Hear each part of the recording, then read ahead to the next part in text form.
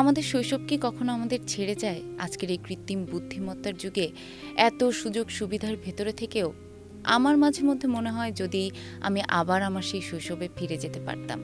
সেই যে সন্ধ্যার ইলেকট্রিসিটি চলে যাওয়ার অপেক্ষা, এরপর বইটা বন্ধ করে বাইরে ছুটে চলে যাওয়া, এসব আমাকে কখনো ছেড়ে যায়নি। আমাকে ছেড়ে যায়নি আরও একটা জিনিস, তা হলো জোনাকি। এ কথা মনে হলে একটা গানের লাইন আমার ভীষণ মনে পড়ে। জোনাকির আলো জ্বলে আর নেভে শালমহুয়ার বনে। কোথায় চলে গেল আমাদের শৈশবের সেই জোনাকিরা, জানবো আজকের এক্সপ্লেনারে। শুধু শালমহুয়ার বন নয়, লেবু কিংবা বাঁশঝাড়, মেঠো পথ, ধানক্ষেত, সর্বত্রই ছিল জোনাকির রাজত্ব। এমনকি ৯০ দশকের রাজধানী ঢাকার অনেক এলাকাতেও জোনাকিরা দেখা দিত। সন্ধ্যা পেরিয়ে রাত নামলে সে ক্ষুদ্র সবুজাব আলোর ঝিলিককে মনে হতো আকাশের ছোট ছোট তারা মাটির কাছাকাছি নেমে এসেছে। কিন্তু সময়ের সঙ্গে ক্রমেই ম্লান হয়ে এসেছে আমাদের সেই জোনাকির আলো, আর সেই সঙ্গে নিভে গেছে আমাদের শৈশবের সবচেয়ে সুন্দর রঙিন অধ্যায়। ৯০-এর দশক বা তার আগের প্রজন্মে যারা শৈশব পার করেছেন, জোনাকি ছিল তাদের রাতের সঙ্গী। ঝিঝি পোকার ডাকের সঙ্গে লোডশেডিংয়ের ঘন অন্ধকারে থমকে যেত চারপাশ। তখনই শুরু হতো জোনাকি ধরার উৎসব।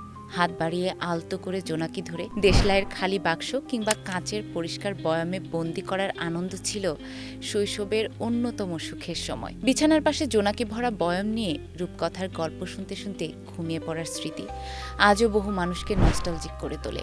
সেই ছোট্ট আলোর বিন্দুগুলোই ছিল শিশুদের কল্পনা জগতের প্রথম আলোক উৎস। আজকের ডিজিটাল প্রজন্মের কাছে এমন অভিজ্ঞতা প্রায় রূপকথার মতো।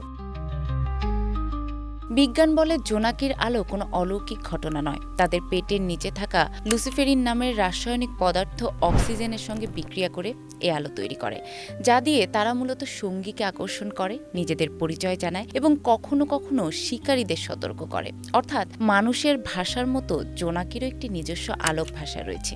কিন্তু আধুনিক সভ্যতার কৃত্রিম আলোর ভিড়ে সেই ভাষায় আজ হারিয়ে গেছে। বিশ্বজুড়ে জোনাকির সংখ্যা দ্রুত কমে যাওয়ার পেছনে 4টি কারণ উল্লেখ করেছেন কীটতত্ত্ববিদরা। প্রথমত, বাসস্থান ধ্বংস। জোনাকির লার্ভা আর্দ্র মাটি, ঘাসবন, ঝোপঝাড় ও জলাশয়ের আশেপাশে বেড়ে ওঠে। কিন্তু নগরায়ন, বন উজাড়, কৃষিজমির সম্প্রসারণ ও অবকাঠামোগত নির্মাণে এসব প্রাকৃতিক আবাস দ্রুত বিলীন হয়ে যাচ্ছে। দ্বিতীয়ত, কীটনাশকের অতিরিক্ত ব্যবহার। কৃষিজমি ও বাগানে ব্যবহৃত রাসায়নিক কীটনাশক শুধু ক্ষতিকর পোকায় নয়, জোনাকির ডিম, লার্ভা এবং পূর্ণাঙ্গ পতঙ্গকেও ধ্বংস করছে। বিষাক্ত মাটি, পানি কিংবা শিকার খাওয়ার মাধ্যমেও তারা আক্রান্ত হয়। তৃতীয়ত, আলোক দূষণ। শহর থেকে গ্রাম সবখানেই এখন এলইডি ও নিয়ন আলোর আধিপত্য।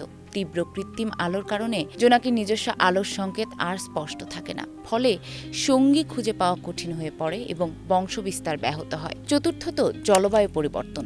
তাপমাত্রা, বৃষ্টিপাত ও ঋতুচক্রের পরিবর্তন জোনাকির জীবনচক্রকে ব্যাহত করছে। আকস্মিক খরা, অতিবৃষ্টি কিংবা বন্যায় সবচেয়ে বেশি ক্ষতিগ্রস্ত হয় তাদের লার্ভা। জোনাকি শুধু রাতের সৌন্দর্যের প্রতীক নয়, কৃষকদের বন্ধু। বাস্তুতন্ত্রের তাদের গুরুত্বপূর্ণ ভূমিকা রয়েছে। জোনাকি প্রাকৃতিক বালাইনাশক হিসেবে কাজ করে। এর লার্ভা শামুক, স্লাগ সহ বিভিন্ন ক্ষতিকর পোকামাকড় খেয়ে কৃষির উপকার করে। অন্যদিকে জোনাকি নিজেও অনেক পাখি, ব্যাঙ ও অন্যান্য প্রাণীর খাদ্য। অর্থাৎ জোনাকির বিলুপ্তি পুরো খাদ্য শৃঙ্খলের ওপর বড় ধরনের আঘাত। বিশেষজ্ঞদের মতে জোনাকি রক্ষায় বড় কোনো প্রযুক্তির প্রয়োজন নেই। ঝোপঝাড় ও জলাভূমি সংরক্ষণ, অপ্রয়োজনীয় কৃত্রিম আলো কমানো, রাসায়নিক কীটনাশকের ব্যবহার নিয়ন্ত্রণ এবং স্থানীয় প্রাকৃতিক পরিবেশ রক্ষা করলেই তাদের জন্য নিরাপদ আবাস তৈরি করা সম্ভব হবে।